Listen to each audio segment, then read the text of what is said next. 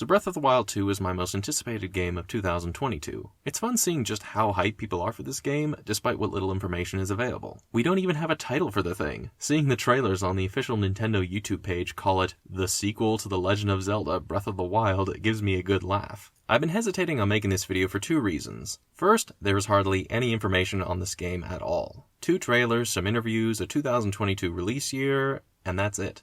Not exactly a lot to build an entire speculation video off of, yet so many have already done that anyway. En masse. Secondly, information regarding it could drop anytime without warning. My guess is that E3, or whatever it is they're doing for E3 this year, will have another trailer and maybe a title by then. Hopefully. And even though these are 5 things I'm hoping for, they aren't exactly the be-all end-all in terms of approval. When the game comes out and these 5 things aren't in it, it's not exactly a deal-breaker.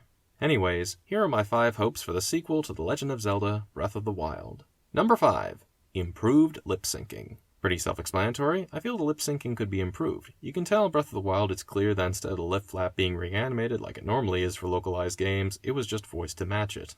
On occasions, you get some moments where it's painfully obvious. We wouldn't be in a controlled environment out here, but with your level of physical fitness, you'd be a perfect candidate for the study. Go on. Taste it! Yes, this was the first Zelda game to have voice acting, so I'd imagine there was a bit of trial and error with regards to it. We can already see improvements to the lip syncing and even the voice acting in Age of Calamity. This is the ruin the Calamity will bring upon all of Hyrule. So this seems like an obvious fix, so to speak. Number 4. Change up the formula. This one might require a bit of a detailed explanation. Breath of the Wild as a game was already changing up the formula a lot from previous Zelda games, but I feel it could go even further. Now I say that, but I have no idea what that would look like. It's easy to think that it could just be Breath of the Wild, some more of it. But I do think there is something big that they are waiting to reveal, both with the gameplay and the story. Maybe the story and even the ending changes based on how much you've completed, and not just like an extra scene at the end, but something substantial. I don't know, I'm having a hard time wording this one. I just think for as much as Breath of the Wild shook things up, I feel it could go even further with itself. Number 3. Something crazy with the story.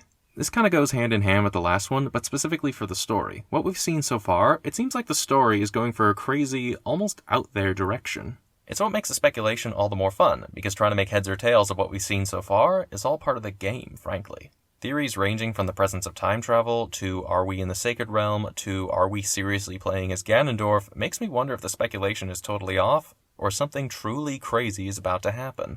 That's not even getting to other things, like what exactly has Ganondorf done to himself, to what are the Sky Islands, and are the Zonai involved, and most importantly, why did Zelda cut her hair? Why? I'm trying not to speculate too much about the story. I did that a lot for Breath of the Wild, and that story ended up being a lot more simple than I expected. Not that simple is bad, but a part of me does hope the story does something truly crazy and frankly weird as hell. It's my one major gripe with Breath of the Wild's story. It felt very basic and a bit too short. What's there was good, and there were some great ideas at work. It just needed more of it, frankly, and not told entirely through flashbacks. At the same time, it's hard to imagine a grand narrative if the gameplay will follow the open-air concept that Breath of the Wild set out to do. Not saying open-world games can't tell good stories, but it wouldn't surprise me if things were kept simple. But it's hard to imagine a simple story given what has been teased so far. It's quite telling they won't even give us the title for the game, as they feel it might spoil something for the story. That alone has me fascinated as can be. They have called this thing the darkest Zelda game that has ever been, going even darker than Majora's Mask. And that's saying a lot. Sure, we know Link will beat Ganondorf in the end and save the day, but until we get there, I say go crazy. It's worth noting that this game largely exists because they kept thinking of ideas for DLC for Breath of the Wild, both for the gameplay and the story. How often do you hear of something like that? I think we are all going to be greatly surprised by what they have planned for us. Number 2. Wolflink. No, seriously, bring back Wolflink. He was weirdly one of my favorite parts of Breath of the Wild, and he was locked behind a friggin' toy. Wolflink was great early on in Breath of the Wild, given the difficulty of the game, and how effective he is at taking down enemies, or helping you defeat a much bigger enemy. Just don't throw him against a Guardian. He will die. And you will be sad. Very sad. Breath of the Wild is one of those games where adventuring around Hyrule can be kinda lonely. Having a dog or wolf to walk with you makes things all the more enjoyable. Fallout 4 knew that, as did Metal Gear Solid 5. Get him!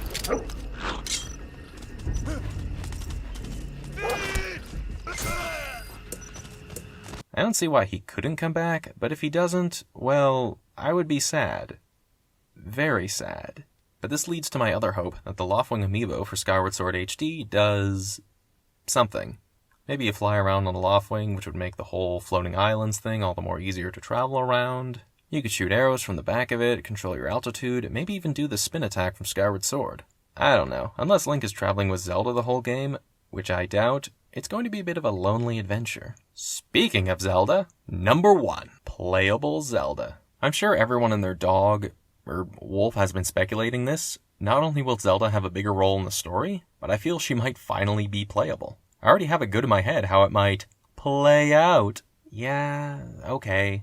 I think that Link and Zelda will get separated early on, but there will be times where we play as her while she's still stuck underground, trying to look for a way out while also looking for a weakness to Ganondorf. Or maybe she's trapped in Hyrule Castle, a prisoner of Ganondorf akin to how Peach was in Paper Mario. Hopefully they don't go this route. Zelda was a huge highlight in Breath of the Wild's narrative. Seeing her character evolve from stuck-up princess to someone who was willing to risk their life to save Link was great to watch. Aonuma was a bit coy with the question on whether or not she would be playable, preferring not to answer at all. I don't know how much you can read into that, so I won't dig too deep into it. As to how she would play, well, presumably Link has taught her a few things in the time between games, and probably has a way to use the Triforce within her to defend herself. So it wouldn't just be cosmetic, she would actually feel different to play as. But this leads to my ultimate hope. Not only will Zelda be playable, she will also use the Master Sword. Yeah, I know, that sounds like fanfiction, but wouldn't that be awesome? It's not like Thor's hammer where only those dubbed worthy can lift it. I'm pretty sure anyone could use it. I think. It would be like the Forge of Solus Prime from Transformers Prime. Sure, anyone could use it, but unless you are a Prime, or surgically attach their arm to you, yeah, that happened, it won't be as effective. Whosoever is carrying Thor's fingerprints is, I think, the literal translation. Yes, well, that's a very, very interesting theory. I have a simpler one. You're all not worthy. Unless you're Ultra Magnus, in which the rule doesn't apply to you. It's quite telling that we see in the first trailer, presumably where the game starts, Link has the Master Sword. But after these events, namely after Link gets the magic arm, he no longer has it. What if he loses it after Ganondorf comes back to life and somehow it ends up with Zelda? What if Ganondorf's plan is to destroy the sword and kill Zelda? These are the only two things that can actually stop him, and with them out of the way, he can do whatever he wants. The only issue I see with this is how it would be done and integrated in a way that the gameplay would allow it. This is what I was talking about earlier with the open air concept doesn't allow for complex story stuff like this. It would require a greater emphasis on story to really make it work. Not saying it's impossible or couldn't be done, but it's just the kind of thing that's easier to do in a linear game. Or maybe I'm just overthinking this. Anyways, those are my 5 hopes for Breath of the Wild 2. Or rather, my 5 hopes for the sequel to The Legend of Zelda Breath of the Wild. Can they just give this thing a title already? I mean, come on. It's been long enough.